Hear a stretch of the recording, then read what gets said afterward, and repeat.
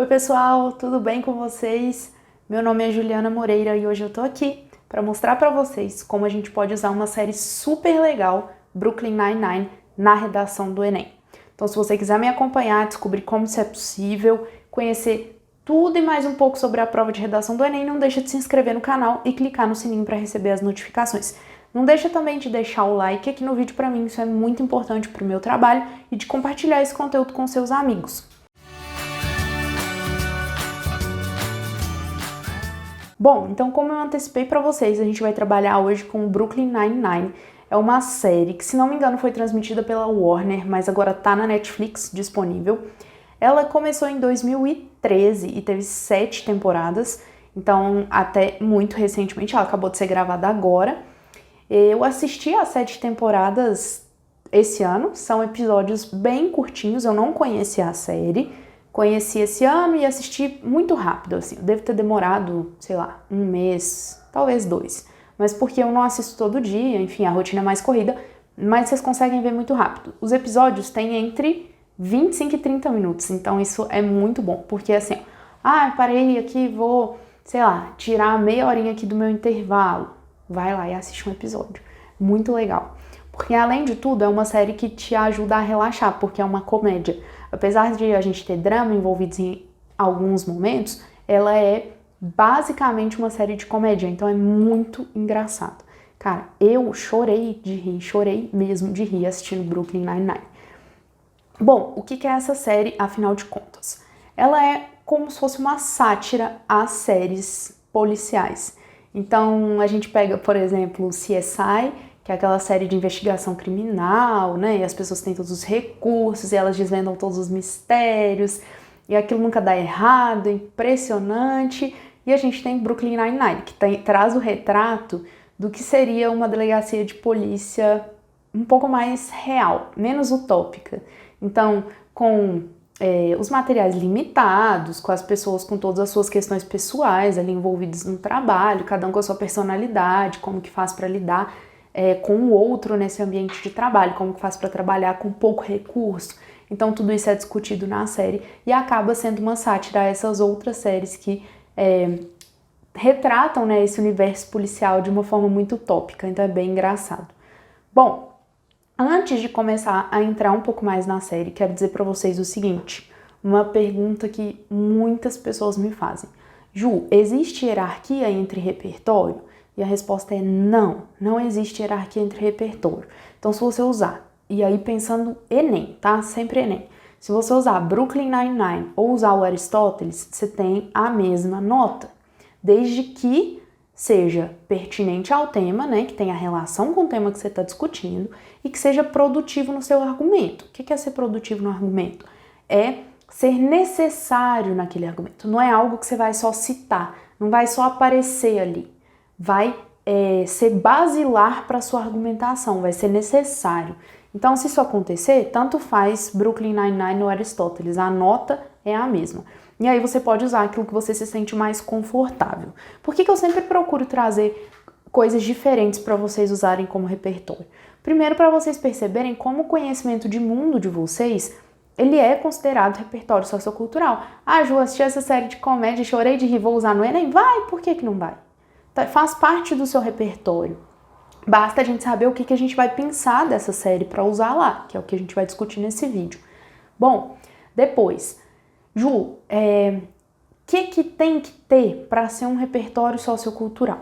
Bom, tem que ser legitimado por alguma fonte. Então, no caso de filme, livro, série, documentário, eles são legitimados porque eles existem, né? Então você vai dizer, olha, uma série chamada Brooklyn Nine-Nine, disponível na plataforma de streaming Netflix, você legitimou, você citou a fonte, certo? Quando a gente tem, por exemplo, eventos históricos, eles são legitimados por si só. Então, quando você diz Segunda Guerra Mundial, você não precisa dizer que ela existiu porque está no livro de história. Não precisa, os eventos históricos são legitimados por si só. Mas quando você fala, por exemplo, de uma citação, de uma frase, você tem que citar o autor, você tem que legitimar essa citação. Da mesma forma vai acontecer se você citar uma teoria, você tem que dizer de onde ela vem. E é equivalente também quando você traz uma notícia ou uma reportagem. você precisa dizer para nós de onde aquilo saiu, ou um dado. Por quê? Porque se você não informa de onde saiu, se você não legitima, o que o corretor entende? Você tirou da sua cabeça. Ju, mas eu não tirei da minha cabeça, era dado do IBGE, eu só não lembrei de falar. Só lamento, o corretor vai marcar como senso comum, como se você tivesse tirado aquilo da sua própria cabeça. Não quero isso, então legitime o seu repertório, tá? Tome esse cuidado. Bem, dito isso, então a gente sabe o que é um repertório sociocultural, é a sua enciclopédia. A gente sabe que não tem hierarquia entre esses repertórios, tranquilo também. O que a gente precisa, então, é perceber o que, dentro de uma série como Brooklyn Nine-Nine, a gente pode usar para dialogar lá na nossa redação. Para fazer isso, eu vou apresentar para vocês um pouquinho do que é a série, falar dos personagens principais, porque aí quem não assistiu já assiste com esse olhar antenado, quem ainda não assistiu já assiste com esse olhar mais antenado, e quem já assistiu vai relembrar aqui quando eu falar. Então, bom, a gente tem aí, ó, tá na tela para vocês, esse folder aí de divulgação do Brooklyn Nine-Nine. Se chama Brooklyn Nine-Nine porque é uma delegacia de polícia que fica no Brooklyn e é a Delegacia 99, então por isso o nome. A gente tem aí nesse folder os personagens principais. E eu vou começar com esse aqui, que é o Capitão Raymond Holt. Vocês vão conhecer ele logo nos primeiros episódios. Então ele é um capitão que chega para chefiar aí a Brooklyn Nine-Nine. O que vai acontecer? Ele tem uma forma, um perfil de liderança muito diferente do que o antigo chefe. Então, o antigo chefe não era muito envolvido, ele já é 100% envolvido, dedicado, super responsável, e aí vai ter um embate entre as pessoas que estavam acostumadas a trabalhar de uma forma mais frouxa, digamos assim, e quando o Raymond Holt chega lá. O que é importante da gente prestar atenção nesse cara, pensando em aspectos para discutir na redação? Muitas coisas. A primeira delas, ele é uma personagem que sofre racismo, e ele sofre racismo institucional, ou seja, dentro da própria instituição da polícia, ele sofre racismo. Ele vai relatar que a primeira vez que ele chegou numa delegacia, ele já chegou para trabalhar, né, como policial, e as pessoas receberam ele dizendo: "E aí, você veio para se entregar?" Por que isso? Porque ele é um cara negro, e um cara negro, ele é lido como um cara que tem muito mais chance de estar dentro de uma delegacia para se entregar do que de fato para trabalhar como policial. Então ele sofre esse racismo institucional e isso é trabalhado ao longo da série. Não é foco, ele tem um perfil de liderança ali, ele chefia todo mundo, ele é super competente, mas quando ele vai contar dessas experiências dele, a gente percebe o que aconteceu. Então dá pra gente fazer essa discussão. Outra discussão muito importante, ele é gay. E ser gay dentro da instituição da polícia causa muitos momentos complexos para ele. Então ele é casado com um cara chamado Kevin, que é professor universitário, e até que ele consegue se colocar como um cara casado com o Kevin, ele passa por muitas dificuldades, muitos embates, do tipo, se eu contar que sou casado com um cara, eu posso perder aquele upgrade de função que eu tô buscando dentro da polícia. Ou eu não posso ir num evento e levar o meu marido, porque isso não ficaria bem visto pela corporação. Até o momento que ele quer se libertar e ele se impõe como um cara gay, ele vai dizer: olha, eu sou negro, eu sou gay, eu tô contrariando todas as expectativas e tô subindo de categoria aqui na polícia até ele chegar a capitão. Então a gente percebe que além de enfrentar o racismo, ele enfrenta a homofobia, mas ele enfrenta de fato, assim, ele enfrenta de peito muito aberto desde o momento que ele quer se assumir como gay. E a gente tem até aí, nessa imagem, ele tá na sala dele, vocês vão perceber que tem até uma bandeirinha LGBT ali do lado da bandeira dos Estados Unidos. Então é realmente uma bandeira que ele levanta e é algo que depois que ele conseguiu chegar aí a capitão, ele não esconde. Então, ao contrário, ele faz muita questão de dizer: olha, eu tô nessa função, eu contrario todas as expectativas e eu faço um super trabalho bem feito, melhor do que qualquer outra pessoa que estivesse no meu lugar. E de fato é. Então a gente tem aí esse personagem que é muito emblemático para a série, ele é muito necessário.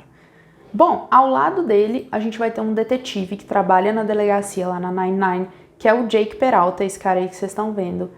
Ele é muito engraçado, assim, ele é um dos personagens mais engraçados da série. O Capitão Holt é mais sério, o Peralta é super engraçado, e ele é um detetive daqueles que gostam de concentrar as ações, então ele faz tudo. Ah, deixa que eu faço, deixa que eu faço, deixa que eu faço. E ele é, ao mesmo tempo que ele é muito produtivo, ele é super enrolado em algumas questões. Ele vai ser um personagem divertido, e aquilo que a gente mais pode observar, pensando em questões, né, pensando sempre aí na redação, é a forma como o Jake exerce a sua masculinidade. Então a gente tem trabalhado há poucos anos aí a ideia de masculinidade tóxica, ou ainda de do próprio machismo. E o Jake, ele é a pessoa que vai romper com os estereótipos do que seria um cara masculino, assim, ou masculinizado, ou aquele perfil de machão, sabe? Aquela polícia, aquele cara que é todo machão, não sei o que, não sei o que. O Peralta quebra com tudo isso, ele rompe com essa ideia, porque ele é um cara super sensível, é um cara super preocupado com os amigos, é um cara que não se importa de chorar em público. Então ele vai rompendo com essas ideias de uma masculinidade tóxica, que é um tema bem bacana pra gente pensar a redação. Então, como que essa masculinidade, ela reprime os homens? E aí pensando não na ideia do machismo, que prejudica principalmente as mulheres, mas numa masculinidade que prejudica muito os homens que não se permitem chorar, não se permitem sentir, que tem aquilo muito mais doloroso de ser trabalhado dentro deles, as questões pessoais, do que muitas vezes as mulheres que já têm essa liberdade. Então o Peralta, ele vai romper com esse estereótipo e ele trabalha muito a questão da masculinidade. Nem por isso, geralmente esses homens que são mais sensíveis, eles são considerados, isso aí é afeminado, esse cara é gay, não. Não, o Peralta inclusive se casa com uma das personagens, que é a Amy, uma detetive também da 99, e não tem a ver com a sexualidade dele, ele consegue deixar isso muito claro, é um personagem que consegue mover essa ideia. Assim como o nosso próximo personagem, que é o Terry Jeffords. Ele também tem esse perfil, então ele é muito sensível. Dá pra gente discutir a questão da masculinidade, da quebra de estereótipo com ele também, mas ele é um personagem bem complexo, então a gente tem mais questões aí para trabalhar com ele. Para começar, vou dizer que ele é um super pai, então ele exerce essa função de pai com muita maestria. E essa é uma questão que tem sido muito discutida hoje também, a ideia da sobrecarga feminina na maternidade. Então, por que que a mãe ela tem muito mais funções com o filho do que o pai se o filho é dos dois? Então isso tem sido colocado em pauta. Por que que a mãe tem sobrecarga, ela tem o trabalho fora e o trabalho doméstico, se o homem também suja a casa do mesmo jeito? Por que que isso não é dividido igualmente? Então essas questões de direitos iguais, de desigualdade de gênero, de machismo, é bem trabalhada com ele. Então ele é um cara que quer exercer essa função, ele assume essa função de pai e ele se torna, mostrando para nós como a nossa cultura é machista, ele se torna o diferente. Então, um cara, por exercer a sua função de pai para com as suas filhas, o que é função de pai? Aquilo que é do dia a dia. Então, ele alimenta as meninas, ele leva as meninas para a escola, é ele que faz o penteado das filhas dele. Tudo isso torna o cara diferente. Por quê? Porque a gente está acostumado a ver a mãe ocupando essa função e não o pai. Quando a gente vê o pai, fala, opa, que diferente. Deveria ser? Não, né? Deveria ser normal, mas não é, a gente sabe. Então a gente tem essa questão da paternidade ativa, que o Terry ocupa muito na série e é super bonitinho de ver, muito querido.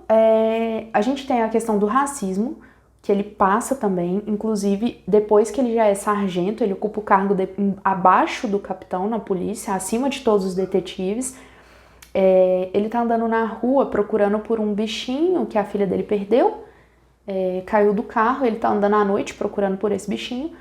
Um policial tá passando, acha aquilo muito estranho, porque um negro morar no bairro que ele mora não é uma coisa comum, já que é um bairro de uma classe mais abastada, e interpreta que ele então tá ali à noite andando, procurando alguma coisa para roubar. Imediatamente ele vai para cima do Terry e, enfim, prende ele, existe uma violência verbal, uma violência física, E mesmo o Terry dizendo várias e várias vezes, cara, eu sou sargento, eu sou da polícia, eu moro nesse bairro, eu tô procurando o brinquedo da minha filha. Nada resolveu, ele não foi ouvido, ele só foi ouvido depois, quando ele já estava na delegacia. Então isso mostra aí um racismo muito próximo do que a gente vê acontecer todos os dias, essa representação mais forte. Então a gente consegue discutir estereótipo, masculinidade, paternidade ativa, racismo. E o Terry tem uma questão também com a gordofobia. Ele trabalhava antes em uma delegacia que não era a 99 e ele era obeso, mas ele era extremamente obeso. Então ele tinha uma questão com compulsão alimentar. Só que de tanto as pessoas criticarem isso nele, isso se tornou um trauma e ele passou a ser o Terry super malhado. Então na série ele é retratado, ele é viciado em iogurte, por exemplo. Ele não é uma pessoa que se permite comer outras coisas, ele tem essa preocupação com o peso, com a estética. Então esses limites estética e saúde são discutidos, a gordofobia pela qual ele passou é discutida. Então ele é um cara que dá assim pra gente pensar muita coisa a respeito da sociedade a partir da personagem dele. Depois a gente vai ter aí o Charles Boyle. O Charles, ainda mais que o Peralta, ele é um personagem masculino muito sensível. Ele gosta de culinária, então a grande paixão dele junto com a polícia é a culinária, então tem essa questão que a gente pode pensar também. E ele passa por um processo de adoção. Então, quando a gente pensa nesse tema, existem algumas passagens importantes aí com o Charles, principalmente duas. Uma, que ele se sente muito inseguro em relação ao processo de adoção, porque ele acha que o filho pode não gostar dele, e aí tem toda uma discussão sobre a adoção, que é bem bacana para pensar a redação. E outra, que é um momento em que o pai biológico dessa criança reaparece. Então, esses conflitos da adoção também são bastante trabalhados, tá? Depois a gente tem a Amy, que é a personagem que eu comentei com vocês, que trabalha como detetive e é casada aqui com o Peralta. Ela se casa, né, ao longo da série. Inclusive, quem não assistiu acabou de ter um super spoiler, mas não tem problema. Porque eu quero já chamar a atenção para vocês para essas questões pertinentes, para que depois vocês consigam já assistir a série pensando nisso. A Amy, ela é subjugada por ser mulher, então a gente consegue trabalhar a questão do machismo. Ela é extremamente organizada, extremamente competente, mas ela não deixa de ser vista como uma mulher a qual cabe em algumas funções específicas. Então a gente tem um episódio que não é o Raymond que está sendo capitão da delegacia, é uma outra pessoa. Ele chega e fala aqui, ó, você tem que preparar a minha festa de aniversário. Ela fala, mas por que eu? Ele fala, porque você é mulher, mulher sabe fazer festa, organizar festa, mulher que organiza as coisas. E aí ela fica se sentindo muito mal, porque ela é uma mulher, mas ela tá ali na condição de detetive. E ela não deveria ser tratada diferente do Jake, por exemplo, que é outro detetive e trabalha na mesma função que ela. Então tem essa questão do machismo pra gente discutir. E tem uma questão bem importante de assédio sexual. Ela demora muito a revelar por que ela trocou de delegacia, por que ela foi pra 99, mas enfim ela revela e diz que é porque onde ela estava antes, ela sofreu assédio do superior. Então essa relação de trabalho e o próprio assédio sexual também é debatido. E ela diz que não tem coragem de fazer a denúncia, porque isso pode atrapalhar a carreira dela dentro da polícia. Então, olha que complicado e olha quantas questões pra gente pensar aí, tá? Bom, a gente tem outra detetive que trabalha aí junto com a Amy, que é a Rosa Diaz. Ela é latina e ela também vai sofrer as mesmas questões de machismo que a Amy passa. Inclusive, ela também foi convocada para arrumar essa festa aí, porque ela é uma mulher, né? E para além disso, ela tem uma outra questão. A Rosa, ela se assume como bissexual ao longo da série e ela tem muito medo de dizer isso para a própria polícia, para os próprios amigos, pensando como a instituição vai reagir, mas ela se sente encorajada porque o próprio capitão se assume como gay, né? Então para ele isso é absolutamente ok, não tem o que ser pensado sobre isso. Mas vai mostrar todo o conflito que ela tem com a família dela. Então o pai dela, de alguma forma, tá super ok com essa situação, mas a mãe não aceita, diz que não quer mais vê-la, não quer conversar com ela sofre muito com essa situação. Então é bem bacana a gente perceber como pessoalmente, né, na vida fora ali da delegacia, a Rosa passa por essa circunstância. Então dá pra gente pensar também a ideia de homofobia das relações familiares. Pra gente fechar aí os nossos detetives, tem esses dois personagens, o Scully e o Hitchcock. Eu coloquei os dois juntos porque eles sempre estão juntos, eles quase nunca filmam separados. Eles formam uma dupla mesmo, e é uma dupla que, assim, apesar de fazer uma sátira do serviço público ali, de alguma forma, porque os dois não têm produtividade, eles são duas pessoas que não estão muito dispostas de fato ao trabalho, isso também está muito relacionado à imagem que foi produzida para eles, para essas personagens. Por quê? Eles são retratados como aqueles dois detetives gordos que não dão conta de nada. A gente tem uma gordofobia que não está evidente necessariamente nas palavras, mas está evidente na forma como eles são retratados. Então são os detetives improdutivos, quase toda cena que eles estão comendo, e aí a imagem que eu achei na internet é exatamente isso que eles estão fazendo, eles estão comendo. Eles estão muito mais preocupados com a alimentação dentro da delegacia do que com qualquer outra questão, e por isso a gente pode pensar por que ter personagens retratados dessa forma, ou por que juntar a ideia de improdutividade à necessidade desse detetive ser gordo, por exemplo. Um detetive magro não seria improdutivo. Então a gente trabalha essas questões com o Scully e o Hitchcock.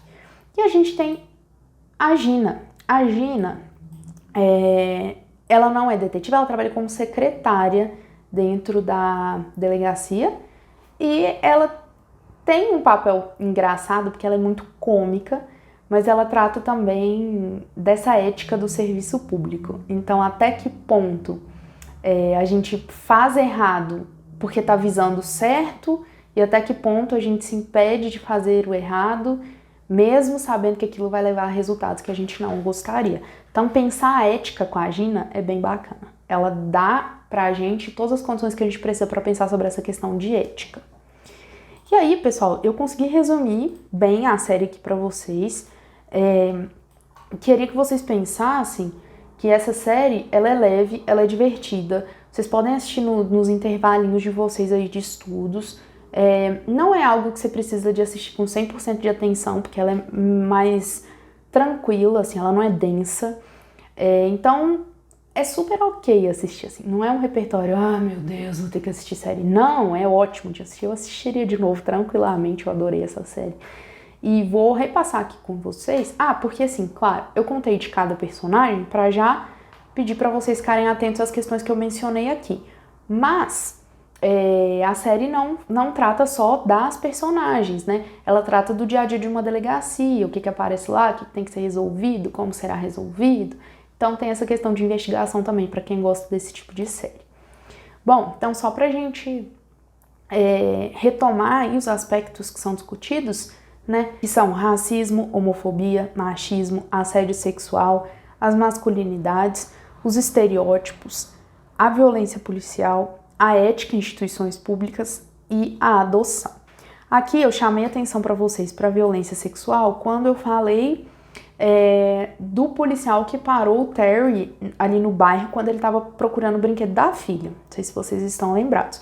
Mas existe um outro momento também que isso é retratado talvez até com mais força. Não é mais forte do que essa cena, porque essa cena é dolorosa de assistir, mas trata de uma coisa mais genérica, de uma violência policial mais genérica e não direcionada a um personagem como aconteceu aqui. Vai ser quando o Roach está ocupando outra função, que não é de capitão da 99, e ele tem como missão melhorar a imagem da polícia. Então ele precisa fazer com que as pessoas, a sociedade, enxergue a polícia como algo bom e não como algo ruim. E aí ele fala, isso é muito fácil, é só a gente mostrar o trabalho que a gente faz. Ele é muito iludido nesse sentido. E aí quando eles começam a mostrar esse trabalho, né, colocando cartazes e tentando melhorar essa imagem, eles têm uma resposta muito dura da população, que é a pichação nesses cartazes ou respostas por cartas de pessoas que dizem A polícia mata, a polícia destrata, a polícia é racista, a polícia é homofóbica. A polícia não está preocupada necessariamente em fazer o bem. E aí ele tem uma chuva de crítica a essa instituição policial. E aí isso fica muito evidente quando as pessoas começam a relatar os casos de violência policial. Então não só aparece nesse momento com o Terry, mas vai aparecer depois também essa violência policial, tá? Tá, beleza. Então agora vocês já sabem, já vão assistir ligados. Quem já assistiu agora já sabe como usar, em quais tipos de eixos é possível usar essa série. E agora, um último passo aqui, só para vocês não se esquecerem, porque é essencial, que é isso aqui, ó. Como colocar isso na redação? Você vai colocar isso na redação para discutir alguma questão que esteja nesse eixo. Ju, mas para eu discutir violência policial, o tema da redação precisa ser violência policial? Não. O tema da redação pode ser, por exemplo, racismo. E você vai colocar que uma das consequências do racismo é a violência policial. Então você vai puxar isso aqui como uma causa ou como uma consequência do problema central, que é o tema do seu texto. E aí você tem que ter essa sacada aí para mobilizar os seus conhecimentos de mundo. Então, para discutir assédio sexual, o tema da redação tem que ser assédio sexual? Não, o tema da redação pode ser machismo. E você vai dizer que uma das consequências do machismo é o assédio sexual. Entende? Então, não necessariamente eu estou listando temas, eu estou listando possibilidades argumentativas. Mas se eu tiver um tema que é racismo, eu posso abordar o racismo? Pode. Então, você pode abordar o próprio tema ou você pode elencar causas e consequências para trabalhar junto com ele. A questão é, todas as vezes que vocês citarem uma obra de ficção, seja ela um filme, uma série, como é o caso, vocês têm que fazer o paralelo com a realidade. Porque o Enem, que é de vocês, o trato com a realidade, com aquilo que está acontecendo na nossa sociedade naquele momento. Então, o que vocês vão fazer? Vocês vão pegar a série, o livro, o filme, o que for, e dizer que tem uma analogia com a realidade. Aí, ok. Aí vocês traçam esse paralelo. Ou vocês vão dizer assim, uma outra opção aí que eu deixei para vocês, olha, conto aqui o que aconteceu em Brooklyn Nine-Nine, como é que isso aqui representa a violência policial, e vou dizer, olha, fora das telas, a realidade brasileira mostra semelhanças com a série, por causa disso e disso e disso. E os tópicos que você levantou como argumento. Percebe? Então, o que não pode faltar? Não pode faltar esse momento que você relaciona de forma direta, e direta é com as próprias palavras aí, analogia, fora das telas, de forma parecida, enfim, da forma como vocês quiserem, isso aqui não tem regra. A única regra tem que ter a relação. Então, não se esqueçam de estabelecer essa relação depois que usarem o Brooklyn Nine-Nine para discutir alguns desses eixos que eu deixei aqui para vocês. Ju, esses são os únicos eixos de Brooklyn Nine-Nine? Foram os que eu consegui pensar, mas com certeza eu posso ter deixado passar alguma coisa, tá? Eu fiquei um tempinho pensando para tomar o cuidado de não esquecer nenhum tópico importante, então eu acho que tá tudo aqui. Mas se você tiver assistido a série e tiver percebido alguma coisa que eu deixei passar, deixe seu comentário aqui pra mim, fala, Ju, Brooklyn Nine-Nine também trata disso aqui. Ou se você ficou com dúvida sobre alguma coisa que eu falei, é só deixar o comentário aqui também, que eu sempre respondo vocês. E por último, mas não menos importante, se vocês tiverem sugestão de temas para as nossas aulas aqui do YouTube, ou de mais séries, filmes, livros que vocês queiram pensar junto comigo aqui nos vídeos, é só deixar aqui para mim a sugestão nos comentários. Não se esqueça também de deixar o like nesse vídeo, por favor, de compartilhar com seus amigos. Eu encontro vocês na nossa próxima aula.